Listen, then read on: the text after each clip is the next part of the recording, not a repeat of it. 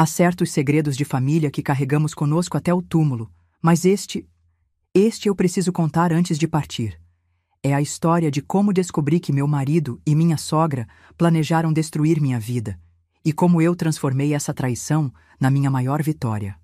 Bom dia, meus queridos. Sou Dona Beatriz, tenho 85 anos, e hoje vou compartilhar com vocês uma história que guardei por décadas. Antes de começar, gostaria de pedir que você curta este vídeo e se inscreva no canal se ainda não fez. E me conta nos comentários de onde você está assistindo. Adoro saber quem são as pessoas que escutam minhas histórias. Nasci em 1940, em uma época muito diferente da de hoje. Era um Brasil onde as mulheres tinham poucas escolhas na vida.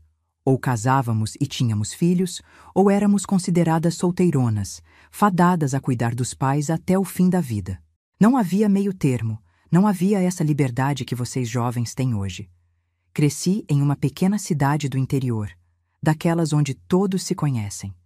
Meu pai era dono de uma pequena venda que abastecia o bairro, e minha mãe ajudava no balcão enquanto cuidava de mim e meus 4 irmãos. Não éramos ricos, mas nunca nos faltou o necessário. Fui até a 4ª série primária, o que já era bastante estudo para uma menina naquele tempo. Depois, como era costume, fiquei em casa aprendendo a cozinhar, costurar e cuidar de uma casa. Era isso que esperavam de nós. Conheci Sebastião em 1960, durante a festa da igreja no dia de São João. Ele tinha 25 anos, era alto, de ombros largos, com um sorriso que iluminava o rosto inteiro e olhos castanhos que pareciam sempre conter uma promessa. Trabalhava como supervisor na única fábrica da cidade, a Tecelagem Mendonça, que empregava metade dos homens da região. Era considerado um excelente partido. Tinha emprego estável, vinha de família respeitada e, diferente de muitos rapazes da época, não tinha fama de frequentar bares ou jogatinas. Na primeira vez que dançamos juntos, senti aquele frio na barriga que as moças da minha idade tanto falavam. Ele me olhava com um interesse genuíno quando eu falava, algo raro em uma época em que as opiniões das mulheres pouco importavam. Nosso namoro foi rápido e supervisionado, como era o costume. Sebastião vinha aos domingos em casa, conversávamos na sala sob o olhar atento da minha mãe. Às vezes passeávamos pela praça depois da missa, sempre acompanhados de algum dos meus irmãos. Nos casamos em abril de 1962, numa cerimônia simples na igreja matriz. Lembro-me de sentir uma mistura de alegria e medo. Alegria pelo amor que sentia, medo pelo desconhecido. Naquela época, nossas mães não nos preparavam para o casamento, além de vagas instruções sobre obedecer ao marido e suportar as dificuldades com dignidade. Eu tinha acabado de completar 22 anos e achava que sabia o que era o amor. Nos primeiros tempos de casada, vivi o que acreditava ser a vida perfeita. Fomos morar em uma casa modesta, mas confortável, que pertencia à família de Sebastião. Seu pai havia falecido anos antes, e sua mãe, Dona Ana, viúva, vivia conosco. No início, isso não me incomodou. Era comum que sogras morassem com os filhos, especialmente o filho homem mais velho, como era o caso de Sebastião. Dona Ana era uma mulher de poucas palavras, sempre vestida de forma impecável, com os cabelos grisalhos presos em um coque firme. Seus olhos, iguais aos de Sebastião, raramente demonstravam calor quando pousavam em mim. Desde o começo, percebi que ela não me considerava boa o suficiente para seu filho. Eu vinha de uma família simples, tinha pouco estudo, não conhecia os modos refinados que ela prezava. Mas me esforcei. Ah, como me esforcei para agradá-la. Cozinhava seguindo suas receitas à risca, mantinha a casa impecável, nunca questionava suas opiniões, mesmo quando discordava. Achava que, com o tempo, ela me aceitaria. Que ingenuidade a minha! Nosso primeiro filho, Miguel, nasceu em 1963. Sebastião ficou radiante com o nascimento do menino. Lembro-me dele mostrando o bebê a todos que visitavam a casa, orgulhoso como só um pai de primeira viagem pode ser. Quando Teresa nasceu, 2 anos depois, nossa família parecia completa. Eu passava os dias cuidando das crianças, da casa, costurando algumas peças para fora para ajudar na renda familiar. Sebastião continuava seu trabalho na fábrica, sendo promovido a gerente de setor, o que trouxe mais conforto para a nossa vida. Aos olhos de todos, éramos a família perfeita. O casal jovem, com 2 filhos saudáveis, o marido trabalhador, a esposa dedicada, a avó presente. Íamos à missa todos os domingos, participávamos das festas comunitárias, recebíamos visitas em casa. Sebastião era respeitado na cidade. Eu era considerada uma boa esposa e mãe. As crianças cresciam fortes e educadas. Quem olhasse de fora veria apenas harmonia e felicidade. Mas por baixo dessa superfície perfeita, algo começou a mudar lentamente, como uma rachadura quase imperceptível em uma parede que parece sólida. O primeiro sinal veio em 1967, 5 anos após nosso casamento. Era uma terça-feira comum. Lembro-me claramente porque era dia de feira na cidade e eu havia passado a manhã comprando verduras frescas para fazer o prato favorito de Sebastião. As crianças brincavam no quintal sob a supervisão de Dona Ana. O rádio tocava baixinho na cozinha enquanto eu preparava o almoço.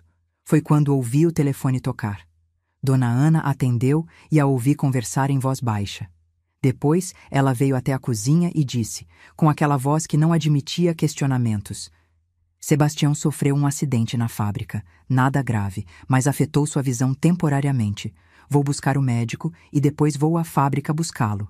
Fiquei apavorada, claro. Quis ir junto, mas ela insistiu que eu ficasse com as crianças. Não adianta todos nós irmos. Só vai confundir as crianças. Cuide delas enquanto resolvo isso. Quando voltaram, horas depois, Sebastião estava com uma bandagem nos olhos.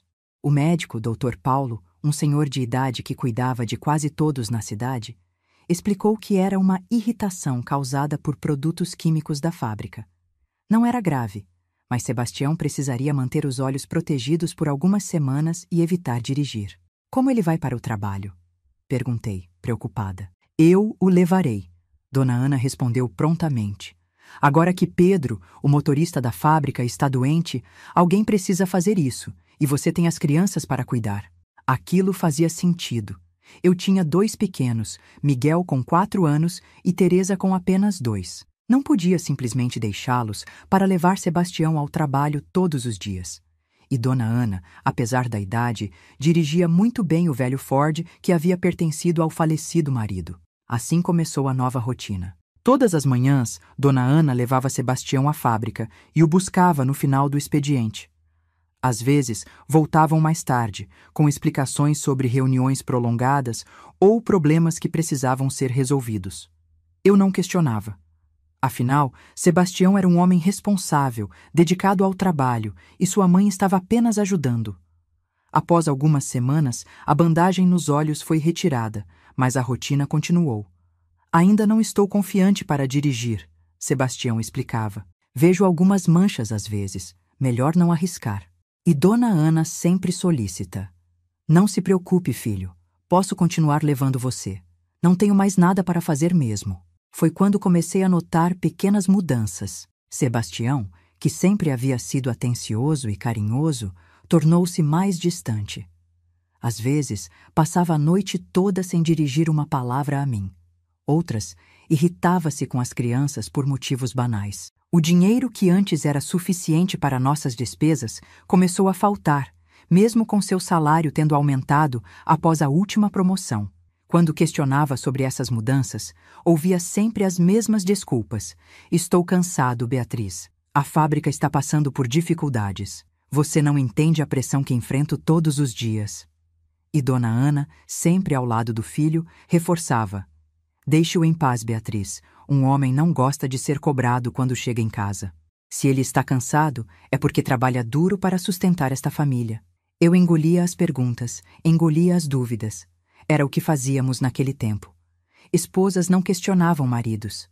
Noras não confrontavam sogras. Mantínhamos as aparências, engolíamos as lágrimas, seguíamos em frente com um sorriso forçado no rosto. Até o dia em que encontrei aquela marca de batom vermelho na gola da camisa branca de Sebastião. Lembro-me do choque que senti. Estava separando as roupas para lavar, como fazia todas as segundas-feiras, quando vi aquela mancha inconfundível. vermelho vivo, um tom que eu jamais usaria. Meu coração acelerou, minhas mãos tremeram. Sentei-me na beira da cama, segurando aquela camisa como se fosse uma prova de crime, e era, de certa forma.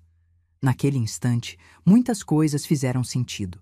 As chegadas tardias, a irritabilidade, o dinheiro que sumia, o afastamento emocional. Mas ainda faltavam peças neste quebra-cabeça. Quem era ela? Como se encontravam? E qual era o papel de Dona Ana nisso tudo? Porque algo me dizia, uma intuição profunda, que minha sogra não era apenas uma testemunha inocente. O jeito como ela sempre defendia as ausências do filho, como insistia em continuar sendo sua motorista, mesmo após seus olhos terem melhorado, como me olhava às vezes com uma espécie de satisfação secreta.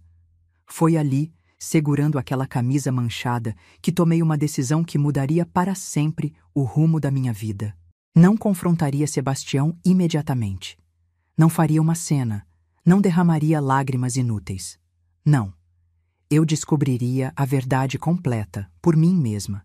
E só então decidiria o que fazer. Naquela noite, guardei a camisa manchada em um lugar seguro, longe dos olhos curiosos. Lavei as outras roupas, preparei o jantar, dei banho nas crianças, comportei-me como se nada tivesse mudado. Mas dentro de mim, algo havia se transformado. A Beatriz ingênua e confiante estava começando a dar lugar a uma mulher determinada a descobrir a verdade, não importa quão dolorosa fosse. Mal sabia eu que o que descobriria seria muito pior do que uma simples traição.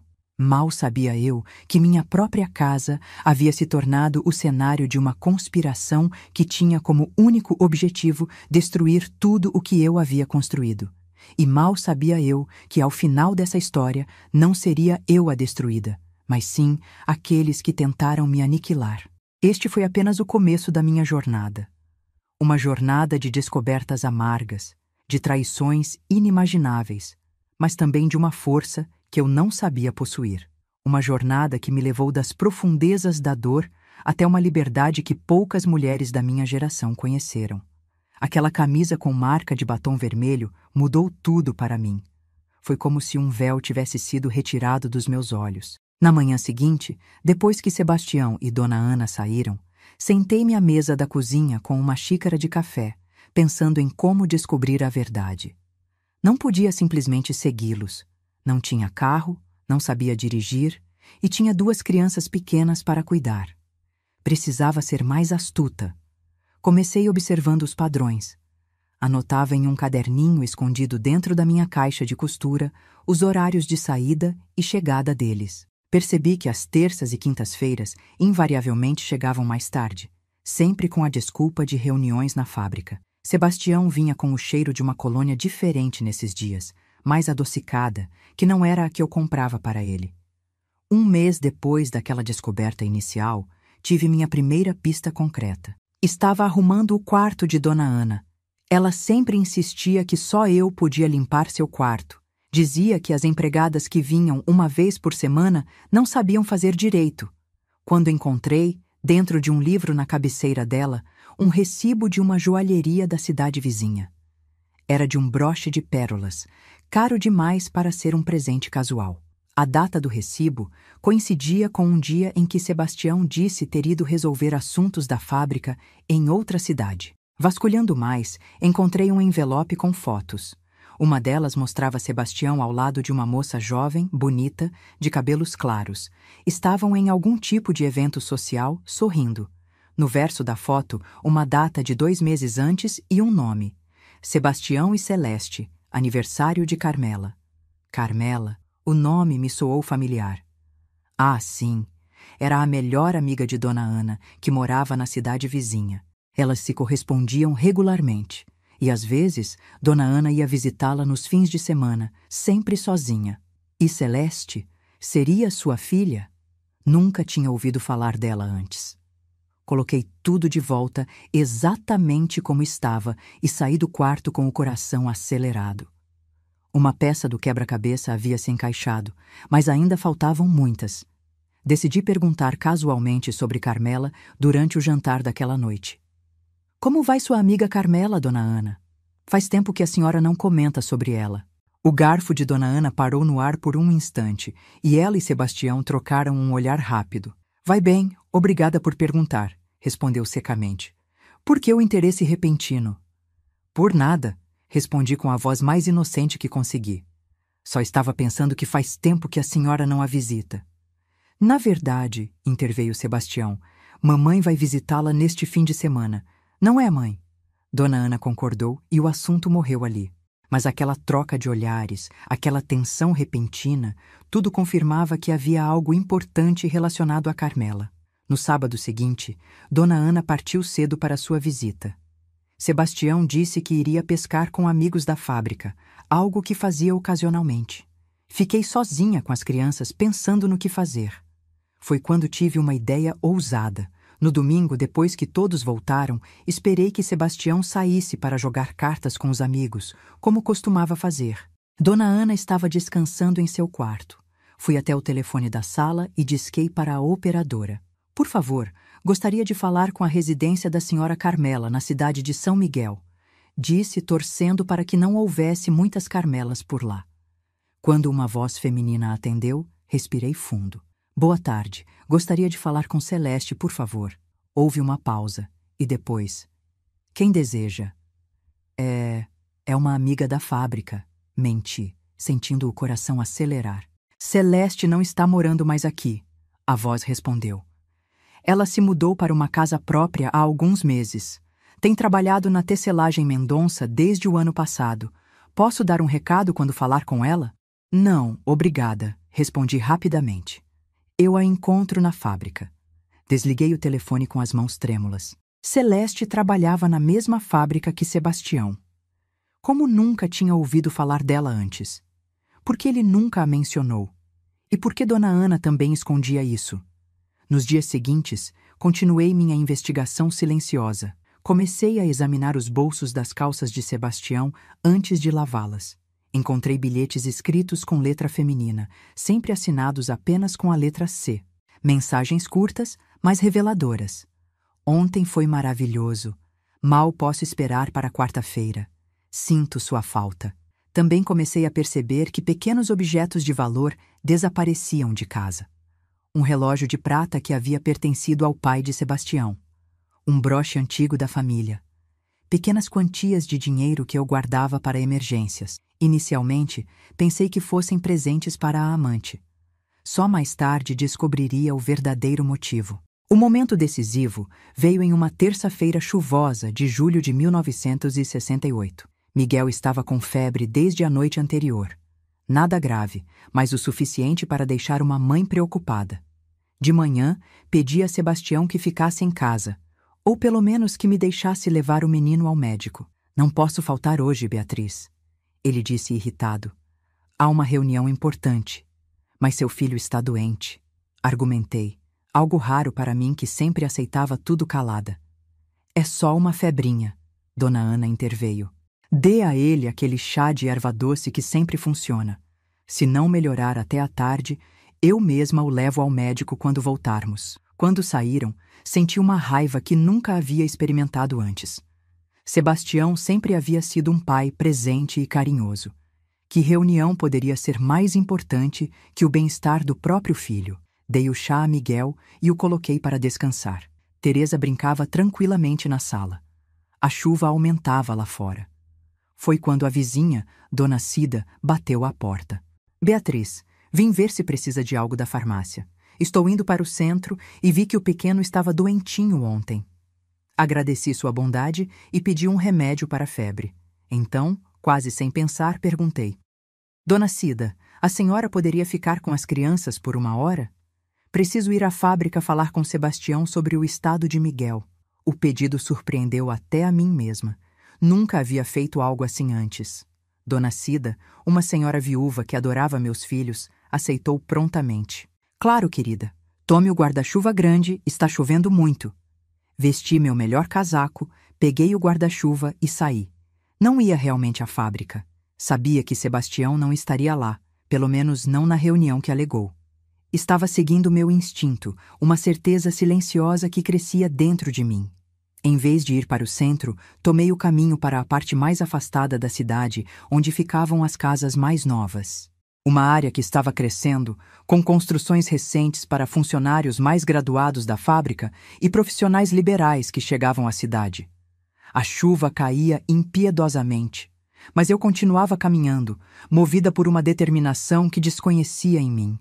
Meus sapatos ficaram encharcados, meu cabelo pingava apesar do guarda-chuva, mas eu seguia em frente. Depois de quase meia hora andando, avistei o carro de Dona Ana estacionado em frente a uma casa amarela, pequena, mas bem cuidada, com uma varanda na frente. O carro estava vazio. Aproximei-me com cautela, escondendo-me atrás de uma árvore grande no terreno ao lado. E foi então que vi, pela janela da sala, parcialmente aberta apesar da chuva, pude vislumbrar Sebastião sentado confortavelmente em um sofá. Ao seu lado, uma jovem loira servia-lhe uma bebida. Eles riam, completamente à vontade. Ele passava o braço pelos ombros dela com uma intimidade que me dilacerou o coração. Olhei ao redor e vi Dona Ana sentada no carro, agora com um livro nas mãos, aparentemente esperando. Ela olhava ocasionalmente para o relógio como quem cronometra o tempo. Minha sogra não apenas sabia da traição, ela a facilitava. Usava a desculpa de levar o filho ao trabalho para trazê-lo à casa da amante, e depois esperava pacientemente, como uma sentinela, até que o encontro terminasse. Fiquei ali, imóvel na chuva, por longos minutos, incapaz de processar completamente o que via. Era como se o mundo inteiro tivesse sido virado de cabeça para baixo. Meu marido me traía descaradamente. Minha sogra não só encobria como incentivava. E meu filho doente estava em casa, sendo cuidado por uma vizinha, enquanto seu pai desfrutava da companhia de outra mulher. Quando finalmente consegui me mover, voltei para casa pelo mesmo caminho, desta vez sem sentir a chuva, sem sentir nada além de um vazio enorme. Cheguei encharcada, agradeci a Dona Cida, verifiquei Miguel, que dormia tranquilamente, com a febre já cedendo, e tomei um banho quente. Quando Sebastião e Dona Ana voltaram, horas depois, eu estava na cozinha preparando o jantar, como se nada tivesse acontecido. — Como está Miguel? Sebastião perguntou, entrando na cozinha. — Melhor, respondi sem olhá-lo nos olhos, temendo que ele visse a tempestade que havia dentro de mim. A febre cedeu depois do chá. — Viu? Eu disse que não era nada sério, comentou Dona Ana, satisfeita consigo mesma. — Como foi a reunião? Perguntei, mantendo a voz neutra. — Produtiva, respondeu Sebastião rapidamente. Resolvemos várias pendências. Eu poderia ter gritado ali mesmo, poderia ter jogado a verdade na cara deles, poderia ter pegado as crianças e saído de casa naquele instante, mas algo me deteve. Uma voz interior que dizia que ainda não era o momento, que eu precisava saber mais, entender melhor, planejar meus próximos passos com cuidado. Porque uma coisa eu havia decidido naquela tarde chuvosa: não seria uma vítima passiva dessa traição. Não aceitaria calada como tantas mulheres da minha época faziam. Não me contentaria com meias-verdades ou desculpas esfarrapadas. Eu descobriria toda a extensão daquela conspiração. E quando soubesse tudo, quando tivesse todas as provas nas mãos, aí sim tomaria uma atitude que nenhum deles jamais esqueceria. Nos dias que se seguiram, mantive minha máscara de esposa dedicada e nora obediente. Mas por dentro estava tramando, observando, coletando evidências. Cada suspiro de Sebastião, cada gesto de Dona Ana, cada desculpa para saídas ou gastos inexplicados, tudo era cuidadosamente registrado em meu caderninho secreto. E foi assim que descobri muito mais do que esperava. Porque, vejam bem, a traição conjugal era apenas a ponta do iceberg. Havia algo muito mais sórdido acontecendo bem debaixo do meu nariz. Algo que envolvia dinheiro desviado, mentiras elaboradas e um plano de longo prazo para me afastar completamente da vida de Sebastião. Depois daquela tarde chuvosa em que vi Sebastião na casa de Celeste, algo mudou dentro de mim. O choque inicial deu lugar a uma determinação fria, calculada. Eu precisava descobrir tudo. Não apenas sobre o caso, mas sobre o que mais estavam escondendo de mim. Comecei a prestar atenção em detalhes que antes ignorava, como o fato de Sebastião sempre trancar sua pasta de trabalho no armário do quarto. Como Dona Ana frequentemente recebia correspondências que escondia rapidamente quando eu entrava na sala. Como os dois, muitas vezes, interrompiam conversas quando eu me aproximava. Uma noite, em agosto de 1968, esperei que todos dormissem e fui até o armário. Usando um grampo de cabelo, consegui abrir a fechadura da pasta de Sebastião, uma habilidade que aprendi com meu irmão na infância e que nunca imaginei que usaria dessa forma. O que encontrei me deixou gelada. Havia extratos bancários de uma conta que eu desconhecia completamente. Uma conta em nome de Sebastião em um banco da capital do estado. Os depósitos mensais eram significativos, muito além do que seria possível com seu salário na fábrica. Também encontrei notas fiscais de joias, roupas finas e até o recibo de pagamento de um terreno. Tudo claramente destinado a Celeste, pois tinha seu nome anotado à mão no canto dos papéis. Mas o que realmente me chocou foi uma pasta menor, escondida dentro da principal. Nela, havia documentos da tecelagem Mendonça, com anotações à mão feitas por Sebastião. Mesmo com minha educação limitada, consegui entender que se tratava de algum tipo de fraude. Valores eram alterados, entregas de matéria-prima registradas incorretamente, pagamentos duplicados para fornecedores fictícios. Fotografei mentalmente aqueles documentos, colocando tudo de volta exatamente como estava. Meu coração batia acelerado, não apenas pela traição amorosa, mas por perceber que meu marido estava envolvido em algo ilegal, algo que poderia trazer consequências terríveis para toda a nossa família. Nos dias seguintes, expandi minha investigação para o quarto de Dona Ana. Aproveitava quando ela saía para fazer compras ou visitar amigas. Em uma caixa de costura semelhante à minha, encontrei uma chave pequena. Procurei por toda parte o que ela poderia abrir, até descobrir um diário trancado na gaveta da cômoda. O diário de Dona Ana revelou o cenário completo da conspiração. Ela não apenas facilitava os encontros entre Sebastião e Celeste, ela havia orquestrado tudo desde o início. Celeste era filha de Carmela, sua melhor amiga de juventude. As duas mães haviam planejado unir seus filhos por anos, mas Sebastião conheceu e se casou comigo antes que pudessem concretizar esse plano. Em vez de aceitar a situação, Dona Ana e Carmela continuaram tramando. Quando Celeste terminou seus estudos e voltou para a região, conseguiram um emprego para ela na tecelagem Mendonça. O acidente com os olhos de Sebastião foi uma farsa elaborada para criar a oportunidade perfeita de aproximá-los sem levantar suspeitas. Nas páginas daquele diário, Dona Ana descrevia a mim como a simplória, a caipira que enfeitiçou meu filho, a moça sem classe que nunca será adequada para a posição social que almejo para Sebastião. Cada palavra era como uma punhalada. Mas o que realmente me deixou horrorizada foi o plano final deles. Sebastião pediria divórcio, algo extremamente escandaloso naquela época, alegando minha incapacidade como esposa. Dona Ana testemunharia sobre meus supostos desequilíbrios emocionais e negligência com as crianças. Com a influência que tinham na cidade, conseguiriam que eu perdesse não apenas meu casamento, mas também meus filhos e minha reputação. Enquanto isso, o dinheiro desviado da fábrica seria usado para construir uma nova vida em outra cidade. Sebastião, Celeste, Dona Ana e o pior de tudo, meus filhos, Miguel e Teresa, todos começariam do zero, longe dali, me deixando sem nada. A data para colocar esse plano em prática estava marcada para dali a 3 meses, quando Sebastião completaria 1 ano no cargo de gerente financeiro, posição que lhe dava acesso direto às contas da empresa. Fechei o diário e o recoloquei exatamente como estava, com as mãos trêmulas não de medo, mas de uma fúria silenciosa que nunca havia experimentado. Aquelas pessoas que eu considerava família não só estavam me traindo, mas planejavam destruir minha vida completamente. Naquela noite, não consegui dormir. Fiquei olhando para o teto, ao lado de Sebastião que dormia tranquilamente, alheio ao fato de que eu havia descoberto tudo. As lágrimas escorriam silenciosamente pelo meu rosto enquanto eu ponderava o que fazer. Poderia confrontá-los imediatamente, mas que chance teria eu?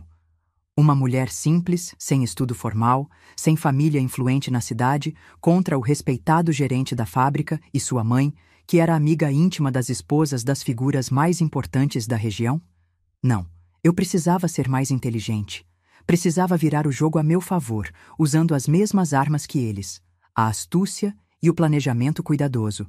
Foi quando tomei a decisão que mudaria o curso da minha vida. Se estavam usando o conhecimento e a posição de Sebastião contra mim, eu adquiriria meu próprio conhecimento. Se estavam usando documentos e provas para me incriminar, eu reuniria meus próprios documentos e provas para me defender. No dia seguinte, fui ao correio e, fingindo fazer compras, preenchi um formulário para um curso por correspondência de contabilidade básica.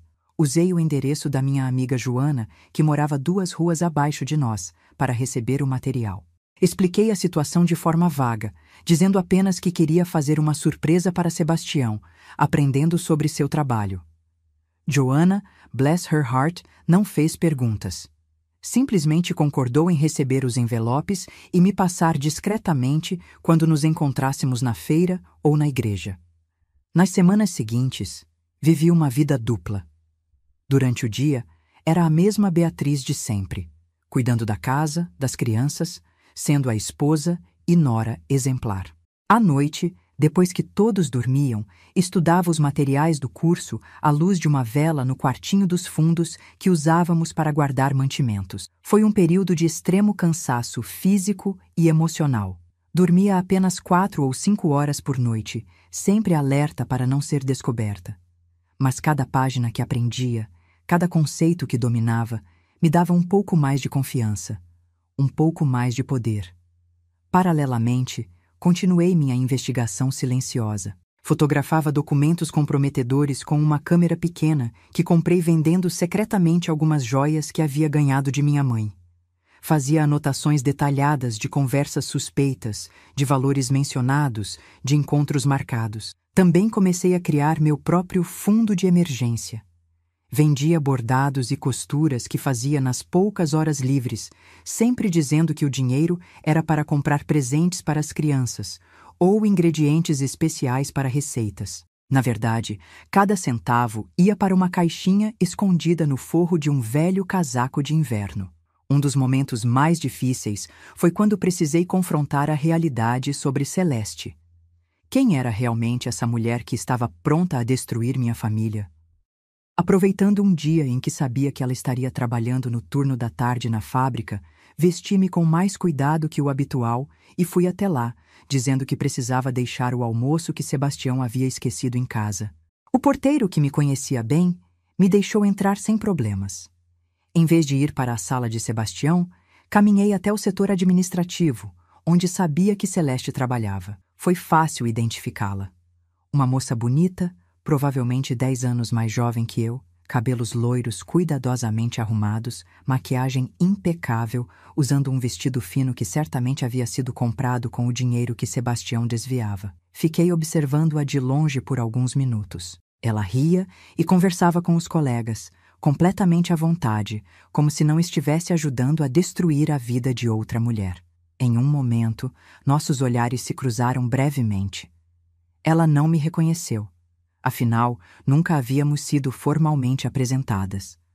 Mas senti um arrepio percorrer minha espinha. Esta era a mulher que planejava criar meus filhos, que dormia com meu marido, que conspirava com minha sogra para me deixar sem nada. Saí da fábrica sem entregar o almoço fictício, com uma nova determinação. Não era apenas por mim que estava lutando, era por Miguel e Teresa. Meus filhos não seriam criados por uma mulher capaz de participar de tal esquema, nem por um pai que traía não apenas a esposa, mas também a confiança de seus empregadores. Outubro de 1968 chegou, e com ele a proximidade do prazo que eles haviam estabelecido para executar seu plano. Eu já havia acumulado provas suficientes da fraude financeira, fotografado documentos comprometedores, copiado páginas-chave do diário de Dona Ana, e até gravado conversas incriminadoras usando um pequeno gravador escondido embaixo da mesa de jantar. Também havia avançado significativamente em meus estudos de contabilidade. Entendia agora exatamente como Sebastião manipulava os livros da fábrica, como criava fornecedores fantasmas, como desviava pequenas quantias que, somadas ao longo de meses, formavam uma fortuna considerável. O que me faltava era decidir como e quando usar todo esse conhecimento, todas essas provas. A oportunidade surgiu de forma inesperada, através da pessoa que menos imaginei que me ajudaria. Numa tarde de sábado, enquanto fazia compras no mercado, encontrei o filho do senhor, Mendonça, dono da fábrica. Leonardo era alguns anos mais jovem que Sebastião. Acabara de voltar de seus estudos na capital e estava aprendendo o negócio da família. Sempre fora educado comigo nas poucas vezes em que nos encontrávamos em eventos sociais. Dona Beatriz, que prazer vê-la, ele disse, aproximando-se com um sorriso genuíno. Como estão as crianças? Conversamos amenidades por alguns minutos e então, num impulso que não consegui controlar, perguntei: Leonardo, seria possível conversar com você em particular? É um assunto delicado. Ele pareceu surpreso, mas assentiu. Combinamos de nos encontrar na Praça Central após as compras, um local público o suficiente para não gerar fofocas, mas onde poderíamos conversar sem sermos ouvidos. Ali, sentada ao lado dele num banco sob as árvores, contei uma versão simplificada do que havia descoberto, apenas a parte da fraude financeira, omitindo detalhes pessoais sobre a traição. Mostrei algumas das provas que carregava sempre comigo, escondidas num compartimento secreto de minha bolsa. Leonardo ficou pálido ao examinar os documentos. Reconheceu imediatamente a gravidade da situação. Dona Beatriz, isso é muito sério. Meu pai confia completamente em Sebastião. O colocou numa posição de extrema responsabilidade. Eu sei, respondi, sentindo um nó na garganta. Por isso preciso da sua ajuda. Não sei o que fazer com essas informações. Ele pensou por um momento, o semblante grave. Posso guardar cópias desses documentos em um lugar seguro? No banco onde trabalho nas manhãs? Preciso analisá-los com calma e decidir a melhor forma de abordar isso com meu pai. Concordei, entregando-lhe as cópias que havia preparado. Ele prometeu discrição absoluta e me garantiu que me contataria assim que tivesse um plano.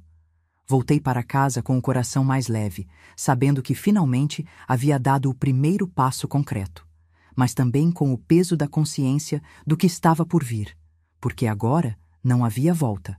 A verdade viria à tona, e com ela o inevitável colapso de tudo o que conhecia. Na semana seguinte, Leonardo me enviou um recado através de Joana. Ele havia analisado os documentos e confirmado a fraude. Seu pai seria informado, mas de forma cuidadosa, para evitar um escândalo imediato que pudesse prejudicar a reputação da fábrica. Ele sugeriu que eu me preparasse para uma confrontação que aconteceria em breve. Foi então que comecei a planejar meticulosamente como seria esse momento. Não seria uma explosão emocional, não seria um confronto aos gritos, seria calculado, frio, irrefutável, exatamente como o plano que haviam tramado contra mim. O dia chegou mais rápido do que eu esperava. Um domingo de novembro, quando completávamos 6 anos e meio de casamento. Sebastião havia sugerido um jantar especial em casa, apenas para a família. Dona Ana preparou pratos elaborados e até abriram uma garrafa de vinho caro, algo reservado apenas para ocasiões muito especiais. O que eles não sabiam era que aquela noite seria realmente especial, mas não pelos motivos que imaginavam. Seria a noite em que a verdade, toda a verdade, viria à tona. A noite em que a simplória Beatriz mostraria que não era tão indefesa quanto pensavam. Mas o que aconteceu naquele jantar, como conduzia a confrontação e quais foram as consequências imediatas para Sebastião, Dona Ana e Celeste, isso, meus queridos, é assunto para a nossa próxima conversa. Aquele domingo de novembro de 1968 amanheceu com um céu limpo, quase como uma ironia diante da tempestade que eu sabia que viria à noite. Passei o dia em uma calma aparente, cuidando das crianças, ajudando Dona Ana com os preparativos para o jantar especial, sorrindo quando Sebastião mencionava que tinha uma surpresa para mim. Se ao menos eles soubessem que a verdadeira surpresa seria minha. Durante a tarde, pedi à vizinha que ficasse com Miguel e Teresa por algumas horas após o jantar. Sebastião e eu precisamos de um tempo a sós depois da comemoração. Expliquei com um sorriso que não alcançava meus olhos. A boa senhora aceitou prontamente, sempre disposta a ajudar. Vesti-me com especial cuidado naquela noite.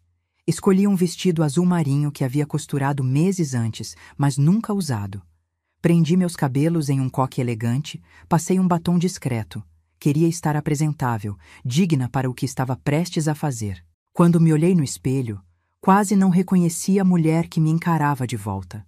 Não era mais a jovem ingênua que havia entrado naquela casa 6 anos antes. Meus olhos tinham uma determinação que nunca havia visto antes.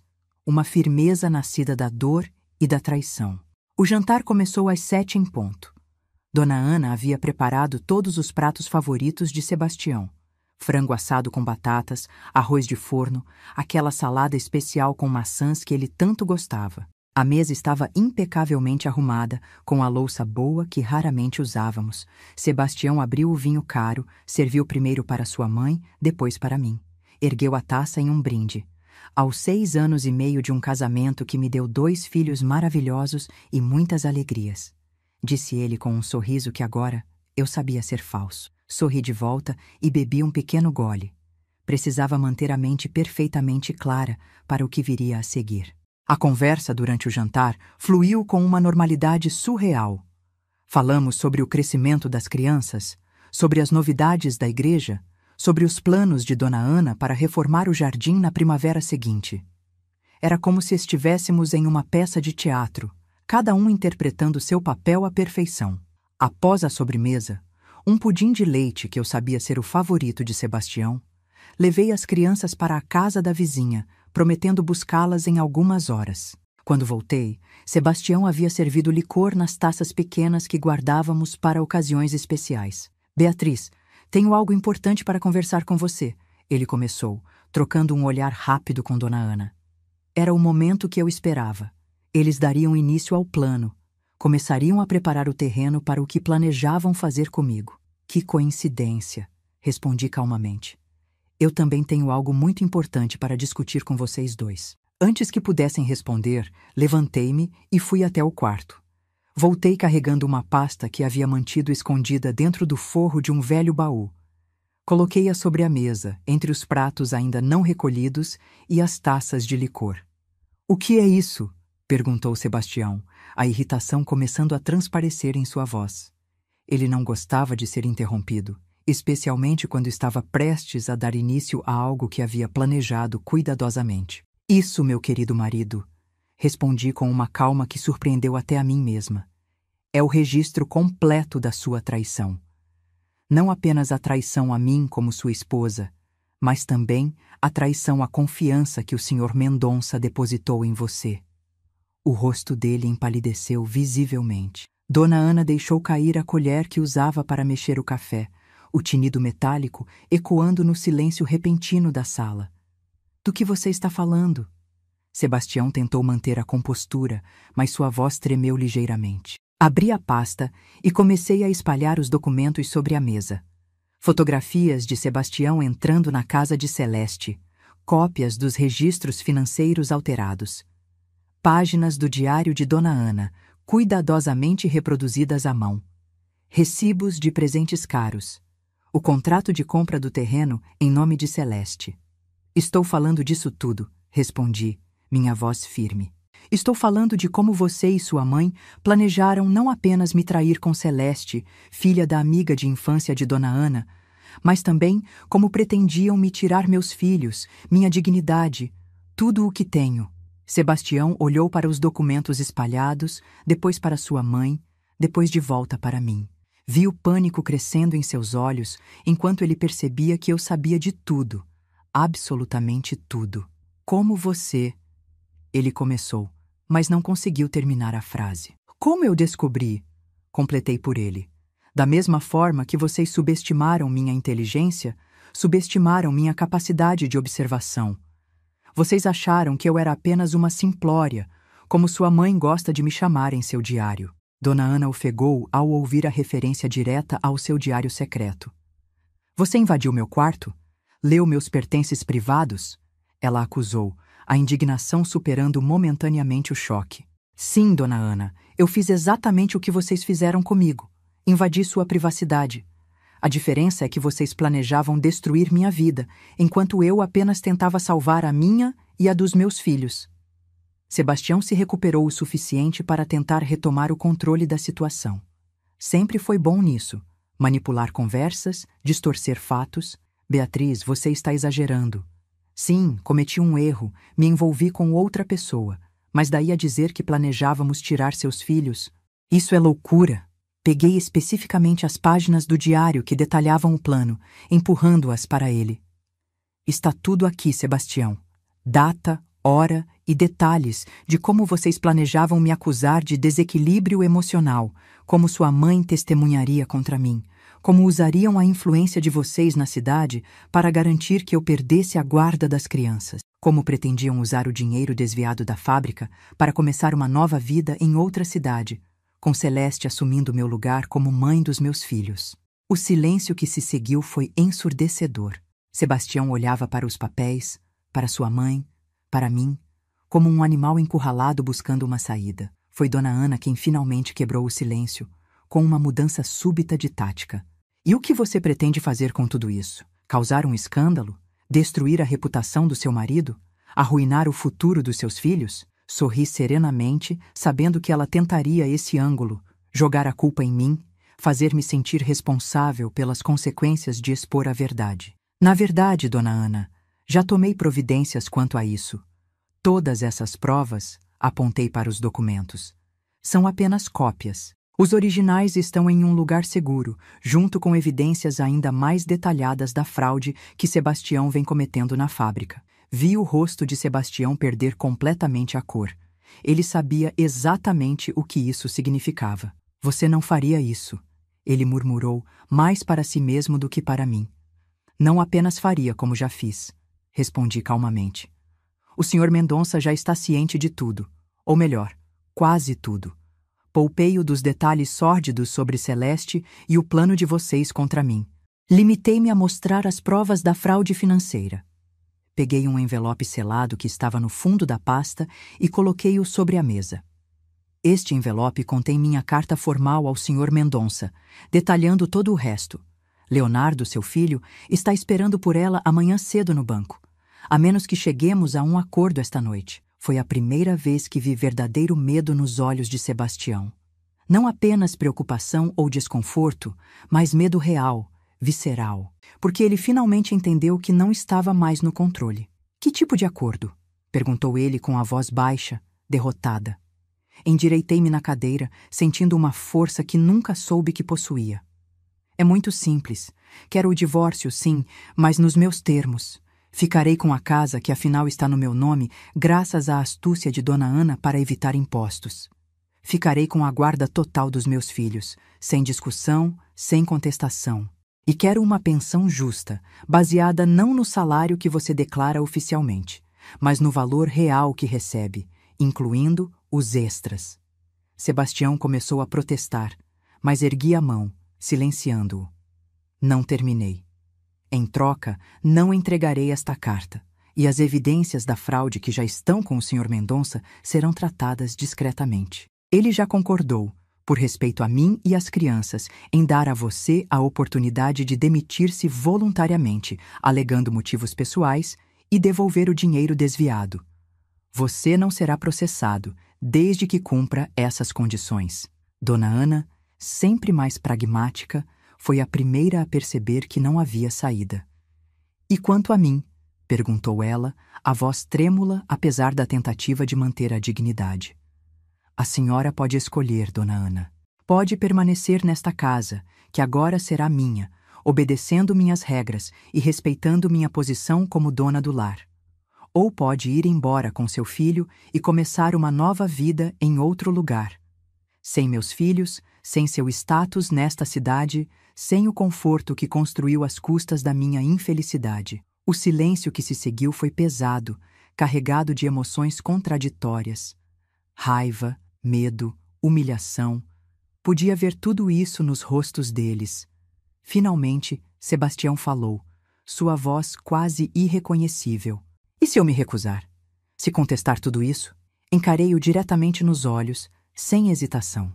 Então, amanhã cedo, não apenas o Sr. Mendonça, mas toda a cidade, inclusive o delegado, saberá exatamente o tipo de homem que você é. Um fraudador, um adúltero, um homem que conspirou para tirar os filhos da própria esposa por pura conveniência. Você perderá tudo: seu emprego, sua reputação, possivelmente até sua liberdade. E para quê? Para ficar com uma mulher que só se interessa pelo seu dinheiro e status?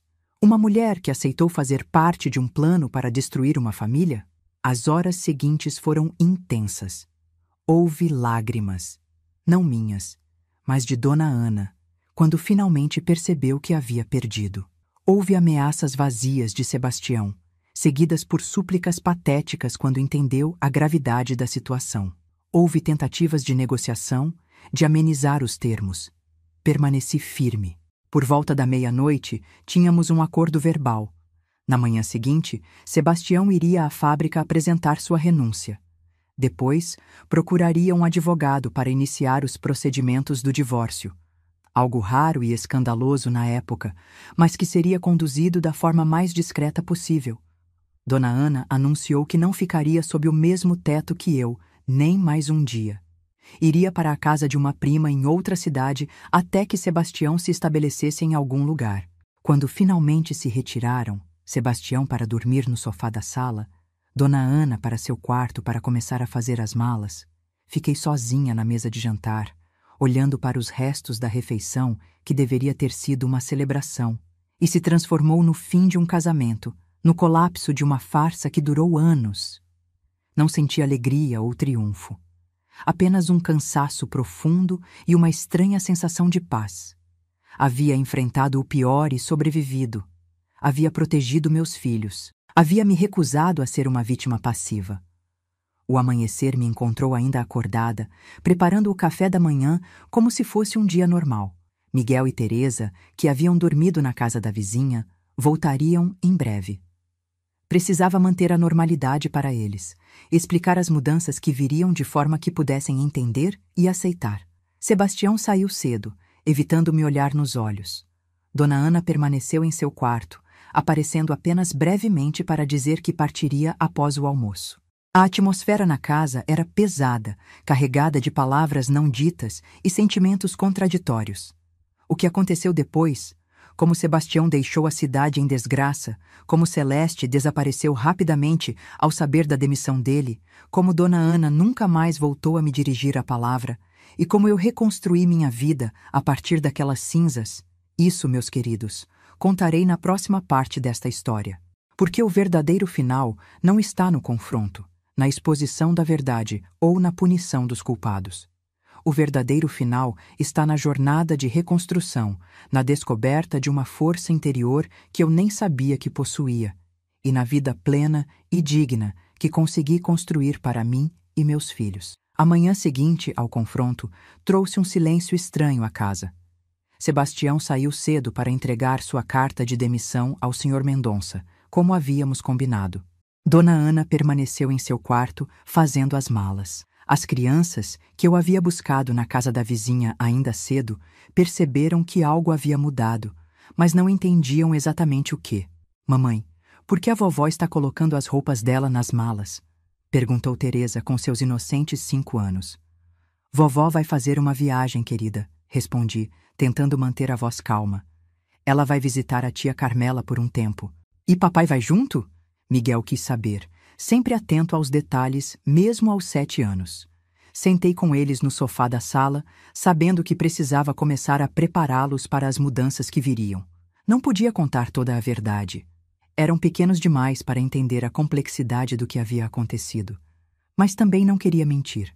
Crianças, comecei, escolhendo cuidadosamente as palavras.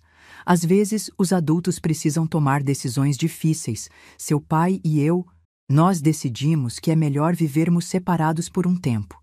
Ele vai morar em outra cidade, mas continuará sendo o pai de vocês e os amando muito. As perguntas vieram em cascata, como era de se esperar. Por quê? Por quanto tempo? Eles poderiam visitar o pai? Onde ficariam? Tentei responder da forma mais honesta e tranquilizadora possível, garantindo que permaneceriam na mesma casa, na mesma escola, com a mesma mãe que sempre cuidaria deles. Quando Sebastião voltou, Por volta do meio-dia, seu rosto estava abatido. O encontro com o Sr. Mendonça havia sido mais difícil do que ele esperava.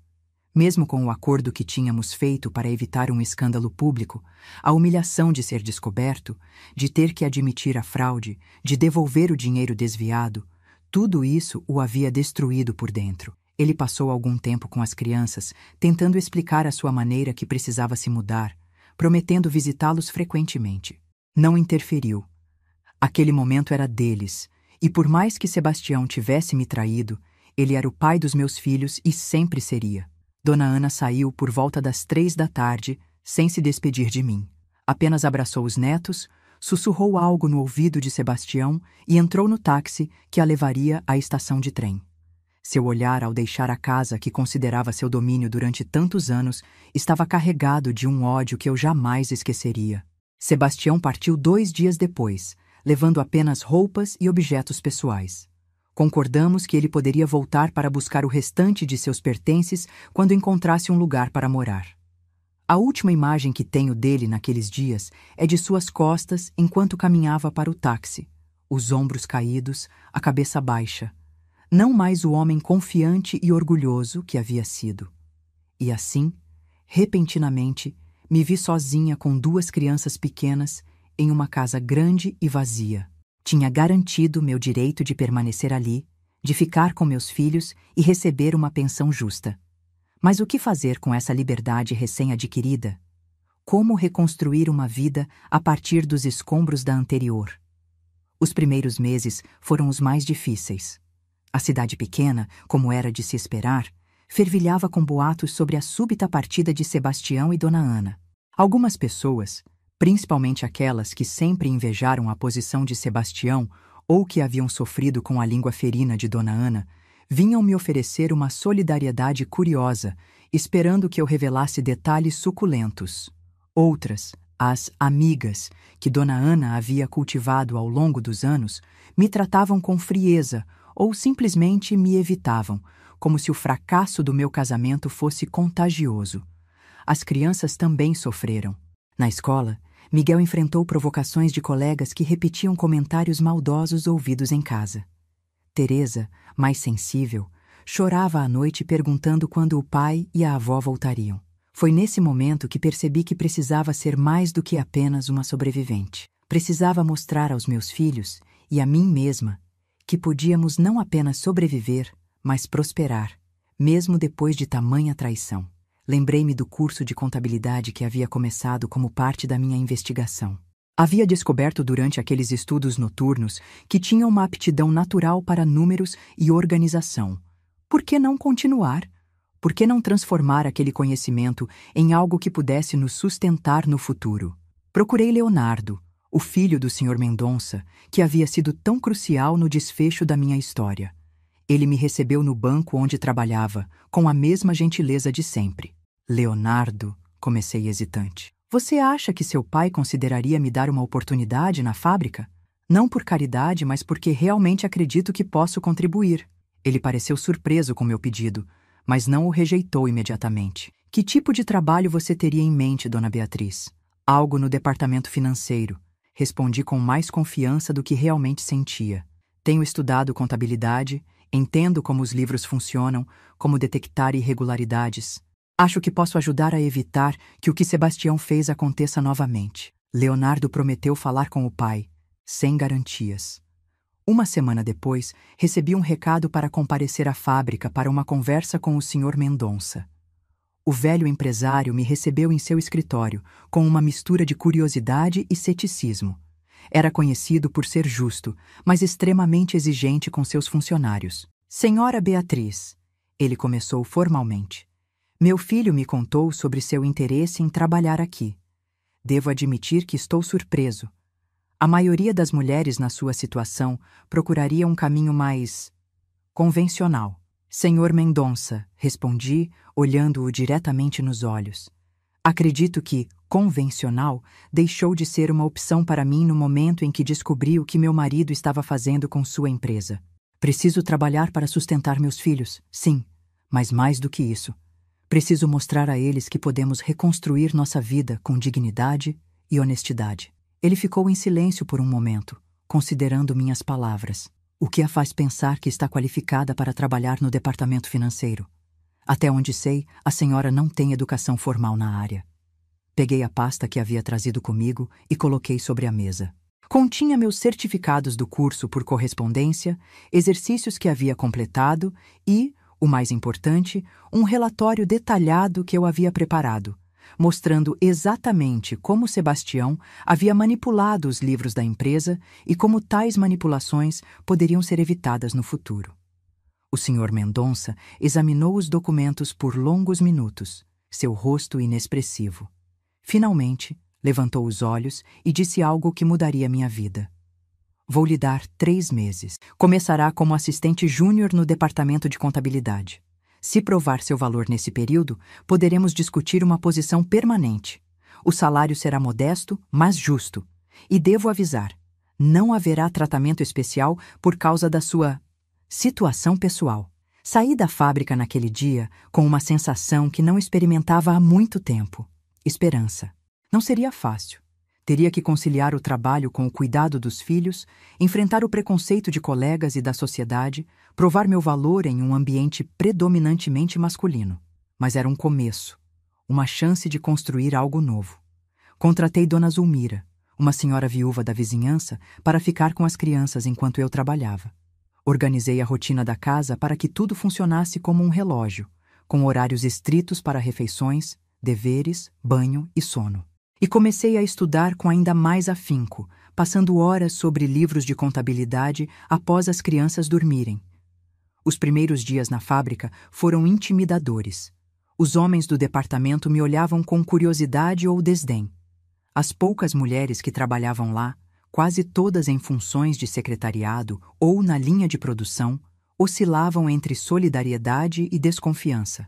Afinal, eu era a esposa do gerente financeiro que havia sido demitido em circunstâncias misteriosas. O que estaria fazendo ali? Mas mergulhei no trabalho com uma determinação férrea. Cada erro que me apontavam, eu corrigia e aprendia.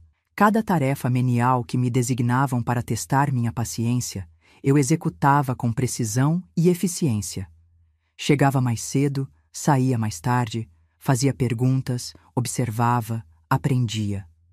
Aos poucos, o respeito começou a surgir. Primeiro do chefe do departamento, Sr. Álvaro, que notou minha facilidade com números e minha atenção aos detalhes. Depois dos colegas mais jovens, menos presos a preconceitos. Por fim, até mesmo os mais resistentes tiveram que reconhecer minha competência. Quando os 3 meses de experiência terminaram, o Sr. Mendonça me chamou novamente ao seu escritório. Desta vez, seu semblante estava mais suave. Senhora Beatriz, recebi relatórios excelentes sobre seu desempenho. O Sr. Álvaro diz que a senhora tem um talento natural para a contabilidade e uma ética de trabalho impressionante. Ele fez uma pausa, como se escolhesse as próximas palavras com cuidado. Gostaria de oferecer-lhe uma posição permanente como assistente contábil. O salário será aumentado adequadamente e a senhora terá a oportunidade de crescer no departamento conforme demonstrar mais habilidades. Aceitei a oferta com gratidão e determinação renovada. Aquele foi apenas o começo de uma longa jornada profissional que me levaria, ao longo das décadas seguintes, a posições que jamais imaginei alcançar. Em 1973, 5 anos após o confronto com Sebastião, fui promovida a supervisora de contas. Em 1977, tornei-me subchefe do departamento, causando furor na pequena cidade. Uma mulher divorciada em posição de liderança. Em 1980, quando o Sr. Álvaro se aposentou, assumi seu lugar como chefe de contabilidade da Tecelagem Mendonça, a primeira mulher a ocupar um cargo tão alto na história da empresa. Paralelamente à minha ascensão profissional, minha vida pessoal também se transformava. Miguel e Teresa cresciam fortes e seguros, apesar da ausência do pai. Sebastião cumpriu o acordo de pagar a pensão, mas suas visitas se tornaram cada vez mais raras com o passar dos anos. Eventualmente, soubemos que ele havia se mudado para São Paulo, onde trabalhava em uma empresa menor, nunca mais recuperando o status que tivera em nossa cidade. Dona Ana manteve contato com os netos através de cartas e presentes em aniversários e natais, mas nunca mais voltou à nossa cidade. Anos depois, Teresa me contaria que a avó, em suas cartas, sempre incluía pequenas alfinetadas sobre mim, insinuando que eu havia destruído a família. Mas meus filhos, tendo crescido vendo minha luta diária, nunca se deixaram influenciar por essas tentativas de manipulação. A casa que havia sido palco de tanta dor se transformou em um lar acolhedor e alegre. Aos poucos, renovei cada cômodo, exorcizando as memórias dolorosas.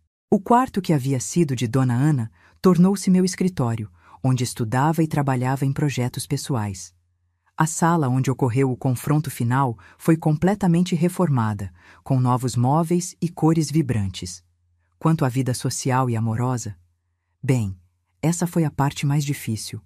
Em uma cidade pequena, nos anos 1970, uma mulher divorciada enfrentava estigmas terríveis.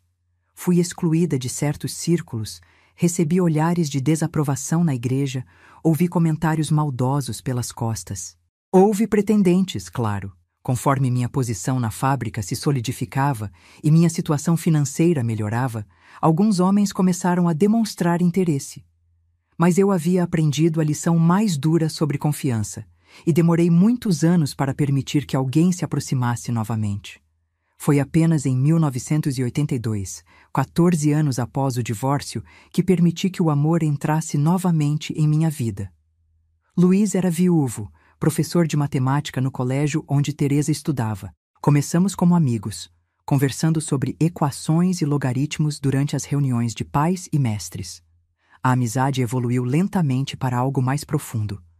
Casamos em uma cerimônia simples em 1983, quando Miguel já estava na faculdade de engenharia e Teresa preparando-se para seguir meus passos no curso de contabilidade. Luiz trouxe uma serenidade à minha vida que eu nunca havia experimentado antes. Um amor maduro, baseado em respeito mútuo e admiração genuína. Compartilhamos 20 anos maravilhosos até seu falecimento em 2003. A vida continuou a me surpreender de maneiras que jamais poderia imaginar naquela noite fatídica de 1968. Vi meus filhos se formarem, casarem, me darem netos adoráveis. Vi a pequena cidade crescer e se modernizar. Vi a fábrica onde construí minha carreira expandir e prosperar sob nova administração quando o Sr. Mendonça se aposentou e seu filho assumiu. Em 1994, recebi uma carta inesperada. Sebastião estava doente, com um câncer em estágio avançado. Queria ver os filhos uma última vez e, surpreendentemente, queria falar comigo também. Após muito refletir, decidi acompanhar Miguel e Teresa a São Paulo. Encontramos Sebastião em um hospital, uma sombra do homem que havia sido. Os cabelos grisalhos, o corpo emagrecido, os olhos encovados, apenas seu olhar ainda guardava algo do charme que um dia me conquistara. Deixei os filhos a sós com ele primeiro. Depois, quando pediram que entrasse, encontrei Sebastião com lágrimas nos olhos. Beatriz, ele disse com voz fraca. Passei décadas tentando odiá-la pelo que aconteceu. Mas a verdade é que você foi a única pessoa em toda a minha vida que teve a coragem de me enfrentar, de me mostrar exatamente quem eu era. Fez uma pausa para recuperar o fôlego. Não estou pedindo perdão. Sei que não mereço. Só queria que soubesse que, no final, entendi a lição. Tarde demais para mim, mas talvez não para nossos filhos. Eles são pessoas extraordinárias, e isso é mérito seu, apenas seu. Não senti raiva, nem vingança, nem mesmo satisfação ao ver aquele homem que tanto me fez sofrer reduzido àquela condição. Senti apenas uma profunda paz, a certeza de que o ciclo finalmente se fechava. Descanse, Sebastião, respondi simplesmente. Tudo ficará bem. Ele faleceu 2 semanas depois. Dona Ana, que soubemos ter se mudado para o interior de Minas Gerais, não compareceu ao funeral. Celeste, a jovem amante que desapareceu quando o escândalo estourou, nunca mais foi mencionada. Hoje, aos 85 anos, olho para trás e vejo que aquela noite terrível de 1968 não foi o fim da minha história. Foi apenas o início de um capítulo muito mais rico e significativo. A traição que deveria me destruir acabou sendo o catalisador para uma vida que jamais teria imaginado para mim.